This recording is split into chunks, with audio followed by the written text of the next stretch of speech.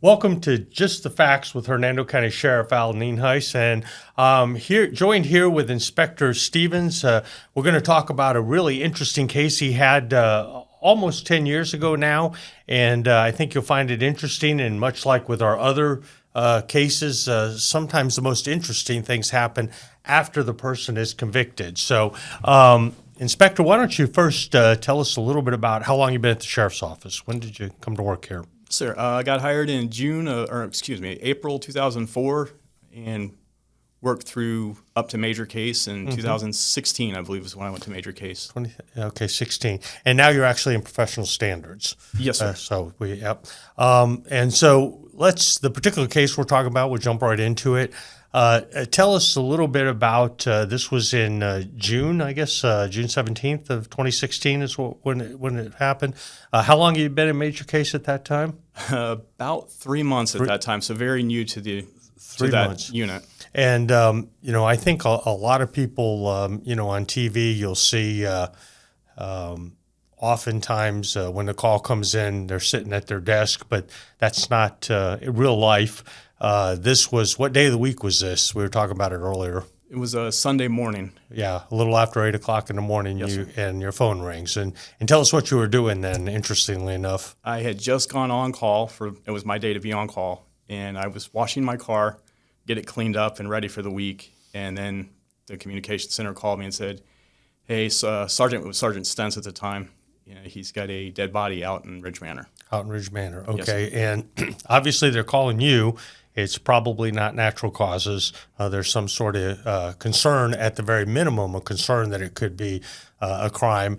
And so you obviously pack your car back up and maybe change your clothes and you head out to Ridge Manor. And tell us a little bit about the scene when you get there. And this was your first homicide, correct? Yes, sir. Very first one. Okay. So tell us a little bit about, obviously you'd seen crime scenes before as a deputy, but this is the first one where you're going to be involved in the entire investigation. So tell us what you first see when you get out there. Sure. So it was quite a drive from my house. Once I got out there, July, very hot, which played into the working of the crime scene. Once I arrived, I made contact with Deputy James Atkins, who was a friend of mine. And he was the first responding deputy that got there. Mm-hmm. So he showed me where the scene was, which was in a very secluded, wooded section out in Richloam. And once we approached the scene, there was the victim's vehicle was parked there, and there was the body, which was a white male. He was lying face up, significant trauma to his face, as well as his right forearm. If I remember correctly, his right forearm was broken, obviously. Okay. We had no identification on the scene at that time. So that started out with, okay, we don't even know who our victim is. Right. So we were behind the eight ball at that point already. And I think, we've talked about this before, on TV, when you're watching cop shows, even sometimes documentaries, but definitely the ones that are fiction, oftentimes you have a pretty good idea of what caused this person's death. But you and I were talking about before we started recording that sometimes based on the trauma, it's hard to tell at the scene whether this is blunt force trauma or a gunshot wound or exactly what happened. And so you're really, and as you said, you're at a disadvantage. This is what we often call in law enforcement a whodunit. And in this point, you didn't even have any idea who the person was. Fortunately, the car was there. But I also think it's kind of interesting, and we'll get into this maybe a little bit later, but how did we initially find out that this person was out in the woods? There was a gentleman that found the victim, actually called and reported that he was out looking for blackberries. Blackberries. Which Deputy Atkins and I initially thought was kind of strange because we had knowledge that blackberries are pretty much done in mid-July. Right. Come to find out later, now we obviously thought it was a gunshot wound just based on the trauma. That, like you said, the blunt force trauma does mimic a gunshot wound at times. Right. And later on, the gentleman said, I'm going to tell you the truth. Right. Well, I think the reason he said that is you said, this could be a gunshot. Obviously, we got to wait for the ME to get us, but you can't go back in time. So you got to try to anticipate every possible thing you might need. Yes, sir. And oftentimes, witnesses are involved. They know the person, and we have no idea whether this witness knew this person, didn't know this person, whatever. So I remember us talking. You kind of went to the witness and said, "We'd like to go ahead and swab your hands for gunshot residue," right? And the person, had an epiphany at that point that he might want to tell us the truth. And so, tell us a little bit about what the witness was really doing out there, or at least what his second story was, which we came to find out later was the truth. But what was it? So it was other detectives were actually interviewing him, and once they said, "Hey, we want to swab your hands for gunshot residue," he went forward and said, "Well, I'm going to tell you the truth now." So they initially thought, we might actually have our suspect. Mm-hmm. But it turns out he was out there he did fire a weapon, but it did not have anything to do with our crime scene. So. Right. He had a very elderly dog that was very, very sick, and he was going out there like a lot of rural areas do. He was going to put the dog down. You and I talked about that. The dog was definitely old and sick. It wasn't a case of abuse. He was putting him out. It was the dog's time. But, there's a perfect example we like to talk about in law enforcement, that oftentimes people are witnesses, and whether they're in an area that their spouse doesn't know they're there, or whether they're doing something like this, or maybe they start getting scared that somehow he would be, accused of a crime of animal cruelty or something like that, when really he wasn't doing anything wrong. And even, the fact of is, if you're a place where your spouse doesn't know, and maybe you're doing something you shouldn't be doing, it doesn't necessarily mean you're going to be convicted of a crime, and certainly not a concern of ours when we have a dead body. Our concern is that, but it definitely kind of slows down the investigation, even if it's for a few minutes or a few hours, because that person looked very, very much like a very viable suspect for that particular case. And that's not unusual for that to happen, because somebody does something and they panic and they think, well, I'll call it in. I'll look like an innocent witness. But we come to find out he really did have nothing to do with the case, just to go on record of that. So now we have a dead body. We have a witness who we are relatively sure now is not involved. What's the next step? Well, the first thing, fortunately, his vehicle was there. Right. We didn't have any tags or, identification. And the gentleman, to my knowledge, had never been arrested, our victim.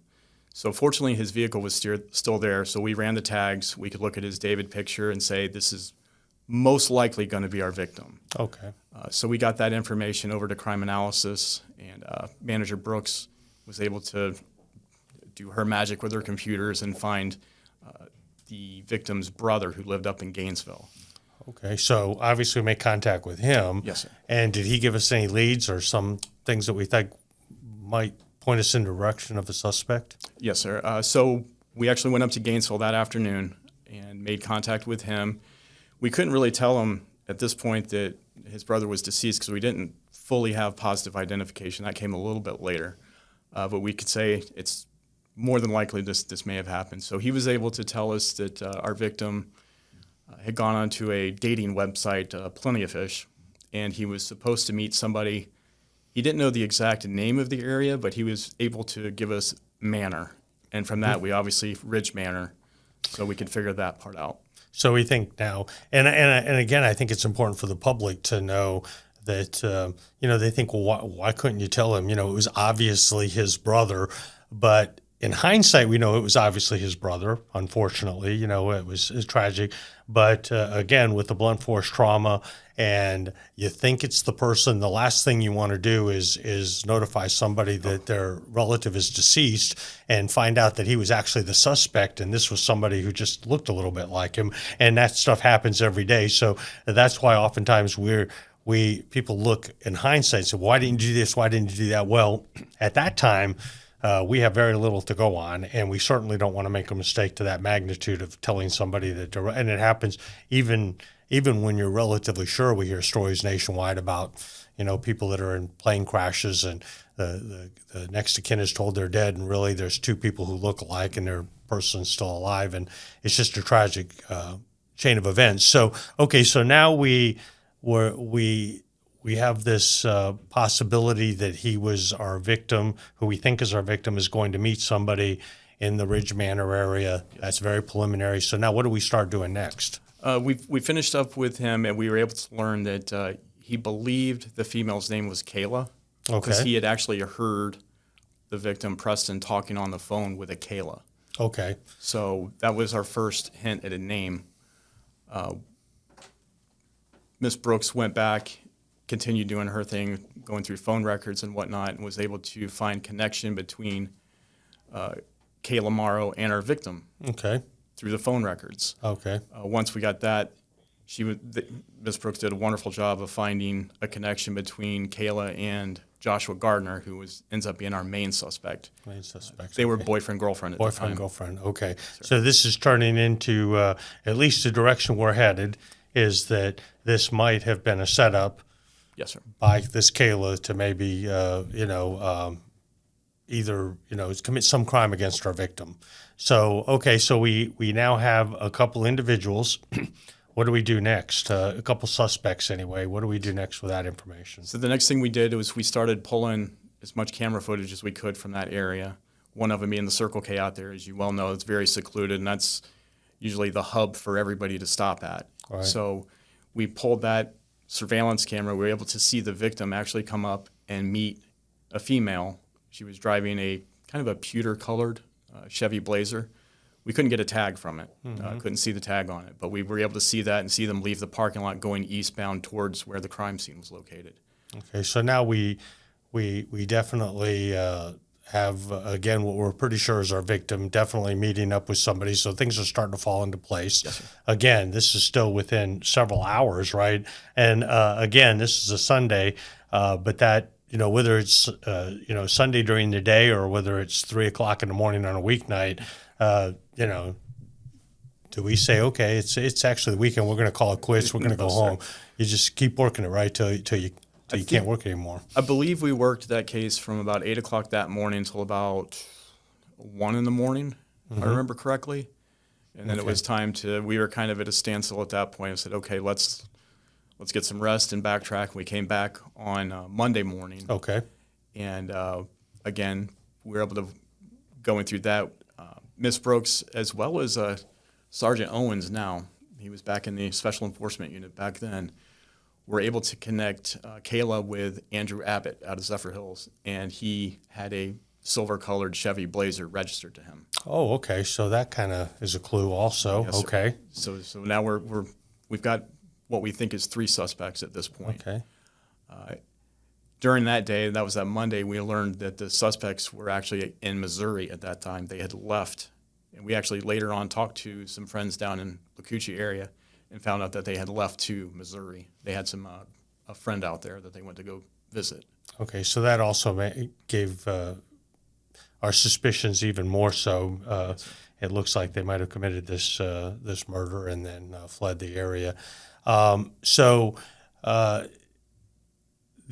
lot of these connections are made by crime analysis, and for those people who don't know, we have a relatively small unit of a handful of individuals, and their sole purpose is to support detectives in doing computer searches and trying to get connections of people and see that maybe 2 people were in the same car, 3 years ago, and the car got in a minor accident or whatever, and so when they give these connections, what's the first thing you do? You go out and talk to those people, right, and see if they know anything. Right, and so, and of course, most of us know several people, so it very quickly can turn into a web of many people you have to talk to, and again, that's what takes so much time. Also, during that same time, are we doing any paperwork? Oh, just a little bit. Yes, sir. I mean, talk a little bit about some of the things that we have to do. Obviously we're bound primarily by the Constitution as well as the U.S. Constitution and, of course, the Florida Constitution, state law, all search and seizures. So before we just go, if we think that there might be evidence in somebody's house or car, what's the first thing we have to do? You're talking about applying for different subpoenas for phone records or search warrants and cell tower orders. I believe we did, if I remember correctly, 5 cell tower orders just for this case alone, and they're rather lengthy when you write the cell tower orders, and the same thing with the search warrants. They're rather lengthy. I think all told, we ended up doing about 7 search warrants on this case. One being to Plenty of Fish, which is actually a Canada-based company. The state attorney actually had to do that one, I believe through the Justice Department, to get the data that we needed, which that came later once we finally got that, but it proved very fruitful once we obtained that. And I think people may or may not know a search warrant has to be signed by a judge. Yes, sir. And so if you develop information, and one our biggest enemy in a case like this is time. The longer, obviously these suspects had already left to go to Missouri, which we believe is because they were fleeing the area. But every minute that goes by, your suspect has more time to cover their tracks, destroy evidence, burn clothing, whatever they're going to do to try to cover up their crime as things pop into their head that, hey, I need to do this. So we've got to move quickly. So, at 3 o'clock in the morning, if we develop information, we got to go search a car or a house. What do we do? We're writing that search warrant, and we're calling who's the on-duty judge, and we're going to their house. And again, it seems like search warrants, particularly because of all the data that's available and so forth, it seems like there's a whole lot more in some of these cases than there used to be. And so there's a lot more writing involved, a lot more documentation, and oftentimes a lot more waking up judges. And fortunately, they're usually pretty good about it because they understand this is the most serious crime you can have is a murder, obviously. And so we certainly appreciate our relationship with them. But I also know the judges do tend to read them very carefully, and sometimes they'll send us back. I don't think it probably happened in this case, but sometimes they'll send us back and say, you need to get a little more here, or you need to fix that or fix this. And so the judges are definitely an integral part of making sure we abide by the Constitution. They're check and balance, I guess, for lack of a better term. Okay, so there was a little interesting twist to this, and I think it kind of took us down into, if I remember correctly, Pasco. Yes, sir. And we just happened to, were you there, or was it a couple other detectives that were in the courthouse? And tell us a little bit about that. I believe it was Detective Tippin, and if I remember correctly, Detective Brinson, when he was working here. They went down to Pasco. The suspects lived in a trailer park down in Pasco County in a travel trailer. They went down, they looked at the area, they saw a burn pit they thought might have some evidentiary value in it, plus obviously their residence. So they went to the Pasco County courthouse there they have to co-author the search warrant from Pasco County. So as they were in the courthouse talking to the attorneys, this all happened on Tuesday, the 19th. And this is the state attorney's office we're at? Yes, sir. In Pasco, okay. So as they're in there talking to the attorneys, getting ready to co-affiant the search warrant, a gentleman walks in the door saying, I think I have information about a homicide. Okay. And what kind of information did he give it? Very good information. Where did he get this information, and what did he tell the detectives? His girlfriend was actually living in Missouri and just happened to be the friend that our suspects went to go visit. So while they were out there, Kayla actually confessed to the friend about the homicide. She in turn told her boyfriend down in Pasco County, and he came in, as a good citizen should do, and was given that information to Pasco, not knowing exactly where it occurred. And it just so happens they were able to put two and two together and get a really good statement from this gentleman and find out that he had information that had not been released to the public yet. Right. So it was obviously really good. And I think it actually even gave us another suspect too, right? It did. He was able to tell us that there was a fourth suspect named Brandon Harrelson, and we had not even uncovered that information at this time. It may have come out later in the interviews. Right. At that time, we did not even know about that gentleman. Right. Well, it's certainly, again, it's another little piece of the puzzle that lets us know that we're probably heading in the right direction. Another crazy twist and turn to the whole case. Yeah, and we all sometimes we joke in law enforcement. We'd rather be lucky than good because it saves a lot of time when you're lucky. We would have figured it out eventually, but really interesting so far. So now we, based on this visit in Pasco, and we have 4 suspects. Tell us what happens. Obviously, things move very quickly. Surprisingly, getting a call on a Sunday morning at 8 o'clock, and you have a dead body and you don't know who it is, no identification on the body, but there is a car there. Tell us what happens after this. What was it kind of another chain of events after the Pasco interaction? Yes, sir. So they did the search warrant on the trailer down there and were able to recover, I think it was the smashed up victim's keys to his car, which we were later able to tie to the vehicle. So we had that from the house. During all this, we're still doing our background work, and we find out at some point during the day that they're actually on their way back from Missouri. Now, was this Monday or Tuesday? Tuesday. Tuesday. Okay, so it's been a little over 48 hours, maybe. Okay, so they're on their way back, which is good news for us. Yes, sir. Very good news for us. So we started getting a plan together. We got the Special Enforcement Unit at the time. I think it's the Special Investigative Unit now. And they are in unmarked cars. They got set up. They went up to the Ocala area on 75 to try to intercept. And then the rest of us came. We wanted to take them down in Hernando County, make it easier, obviously. Mm-hmm. So we were all set up at the interstate waiting for them to get here. The Special Enforcement Unit with Detective Courtman and Sergeant Woodward now and Sergeant Owens and I believe Detective Spallino was in it as well at the time. They found the vehicle on 75 and it turned off in Ocala. I forgot the exact exit, and they stopped at a gas station. They left. Well, unbeknownst to them, because they didn't see him, they actually dropped off Brandon Harrelson at that gas station, and he was picked up by a relative at the gas station. So we still didn't have Mr. Harrelson. Okay. So they got in behind the vehicle, and it started going back northbound. Okay. Instead of continuing south. Still not quite sure why they turned around and went back north, but that was the direction they went. So the Special Enforcement Unit started making calls, and we were finally able to say, you know what, we've discussed it. We've got enough PC. Let's get them stopped, because kind of like you said, we also don't want to lose any more evidence. Right. We later found out the bat that was used in the crime was allegedly thrown out somewhere in Kentucky. It was never recovered. It was never recovered. No, sir. So Gainesville Police Department, Alachua County Sheriff's Office and FHP just happened to be doing drug interdiction that day on the interstate. Again, another little piece of luck, right?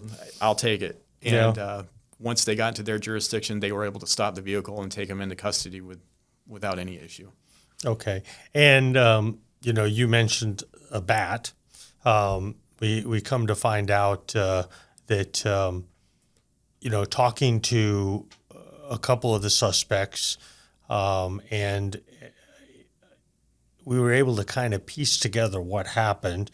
We already have a pretty good idea, but tell us, after talking to the suspects, tell us what we believe the chain of events were.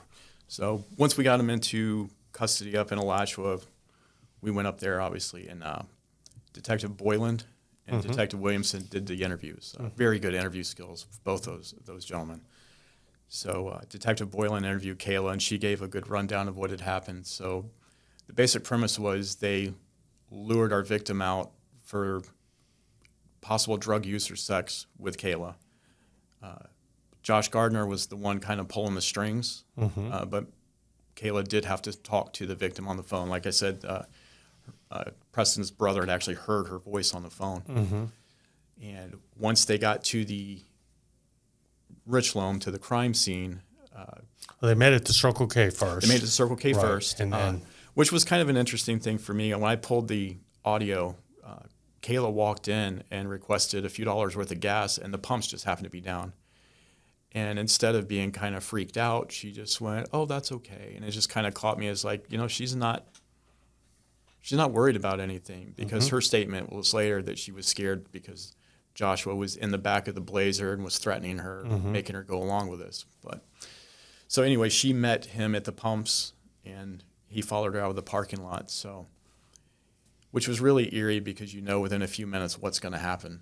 Right. And when they did get to this wooded area, it was a clearing, I guess, out in Ridge Manor. I think things happen very quickly, as you and I talked about. Tell us what happens once the two vehicles get there. Extremely quickly, from what we gathered through the interviews, was as soon as the victim was out of the car, Josh Gardner and Brandon were on him with the baseball bat.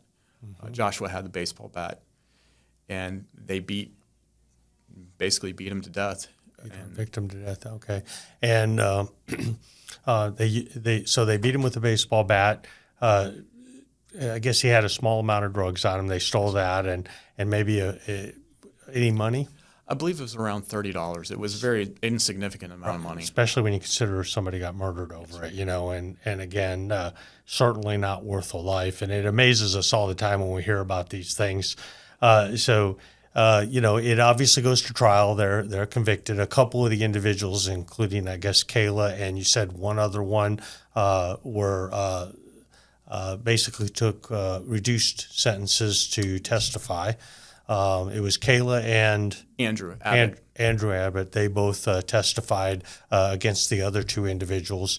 And Kayla, actually, you were just telling me that she served. She was sentenced to 10 years. Yes, sir. And just recently got out of prison. Yes, sir. And we believe the other three or two of them were sentenced to life. Yes, sir. The other two, and the third one who provided information, he was sentenced to 15 years. 15 years. So a good case, and from the time you got the call on a Sunday morning to the time we had at least three of them in custody, how did we get the fourth one? Did we get him fairly quickly too? The one who got out at the interstate? Yes, sir. SEU, I don't think they sleep sometimes. When we got them in custody and we were finished up through our interviews up there, and I didn't leave Gainesville till about 3 o'clock that morning, and we came in at 8 o'clock in the morning. Mm-hmm. And Detective Cortman, he called me and he said, "You got PC for Brandon?" I said, "Yeah, we're good. We're solid on him." He said, "Okay, we're going to go find him." Mm-hmm. And they went straight from there and went back down into Pasco County, found him, and got him taken into custody down there. Okay, so the first three, from the time we got the phone call or you got the phone call rather on Sunday morning to the time they were in custody, roughly how many hours was that? Roughly 55 hours. 55 hours, and probably the vast majority of that you were working. Very little sleep in that 55 hours, probably just Very enough little. to make sure you don't fall asleep when you're driving. And then shortly thereafter, obviously the fourth one was in custody. So, 2.5, less than 3 days, we had this case wrapped up, and subsequent to that, they were convicted, and all of them went to prison. But as was a lot of these stories, there's another twist and turn. And actually, we had a TV company want to interview you recently. I think they were from Great Britain or from Europe someplace. The UK, yes, sir. The UK. And they had some information, and I guess we didn't even know about that. We found out about Joshua, and tell us a little bit about what happened. Obviously, we don't have a whole lot of information, but where did Joshua end up? So he was imprisoned in Santa Rosa Correctional Institution in Florida. Right? Yes, sir. And for whatever reason, his cellmate, they were allegedly smoking some kind of narcotics together that I don't know, got smuggled in, whatever the case may be. That's what he told them. And he ended up beating his cellmate to death with his hands, fists, and feet. Right. So he committed another murder. Another murder. And I guess the lesson there is that oftentimes we think these people are going away for life. They can't commit another crime, and we have no idea what the victim was in there for. And we certainly don't want to say the victim deserved it or didn't deserve it or whatever. But it was a murder, and it was a murder of a human being. And whether that person was in there for a relatively minor crime in prison or whether the person was in there for murder, obviously it was a very violent act. And this individual obviously took a second life, which shows that this is a bad person, a very bad person, and certainly doesn't need to be walking the streets. And I think there are some people that would argue that he may not have the right to walk among even prisoners because of committing these crimes. But that's certainly not for us to decide. That's for a jury and a judge to decide. It's our job to get them into court and let the justice system do what they find appropriate for those individuals. But so for your first homicide, it was obviously a pretty interesting one, a lot of hard work. And, Yes, sir. and again, a couple lessons there is if you are a witness in a crime and you're truly a witness, be honest with us, because if it's a serious crime, we are going to dig deep and find out exactly what everybody was doing that was involved in that crime, whether they were a witness, whether they're a suspect, whether they're a victim, and we're going to find out. And the more honest people are with us, the faster our investigation will go, the quicker we're going to get these people in custody.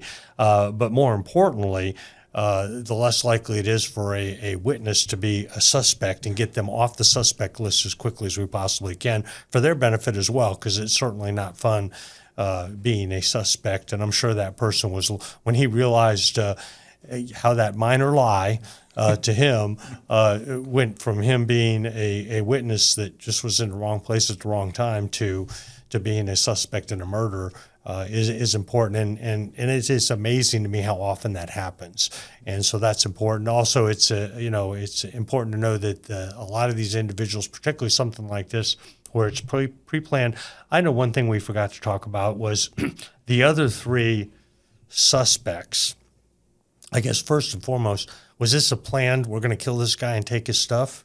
No, sir. Everything that we gathered from the evidence as well as the interviews pointed toward they were going to rob this individual, and it, for whatever reason, just turned out the way it did from the get-go. All right. So it was just Joshua just exploded and ended up killing this guy, and probably the other three were a little surprised.